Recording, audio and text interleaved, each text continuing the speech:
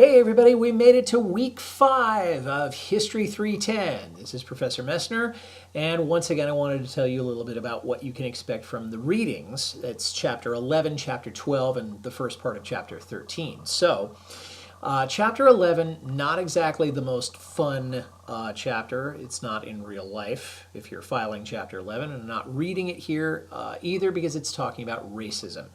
So it is something that we do need to confront. We've seen it already. We will see more of it as we go on. But the racism for modern California, if you will, really begins at this particular time. So I'd like you to think about what the racism, does the racism come from long-standing conceptions of white superiority, or was it something that was fairly situational to California? Is California's geography, its location, its natural resources, does that play a part in it? And if so, what is that part? And is there a combination between maybe the rational part of racism and the irrational part? Now, if you're thinking to yourself, well, isn't racism by itself or in and of itself totally irrational? Well, it's certainly ugly, but that doesn't mean that people did not see it as being justified in their own minds and at that time.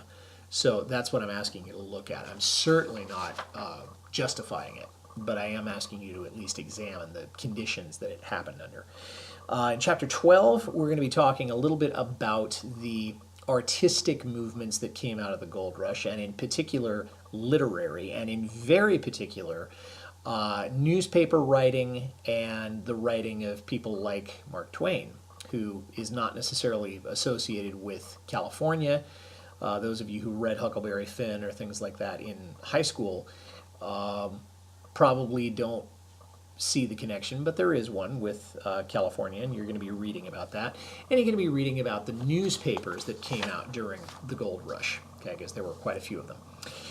And then in chapter 13, we get into one of those indispensable parts of California history. You really can't understand how California developed as an economic power if you don't understand the creation of the railroad. And in order to do that, you have to understand Theodore Judah, the guy who came up with the idea pretty much on his own to build this railroad that would meet somewhere in the middle of the United States. Couldn't find backing for it, so he ended up going to 4 gentlemen in Sacramento that ended up sort of stealing his idea, but that's a little bit later. So 11, 12, a little bit of 13. If you have any questions, please feel free to speak to me. Happy reading.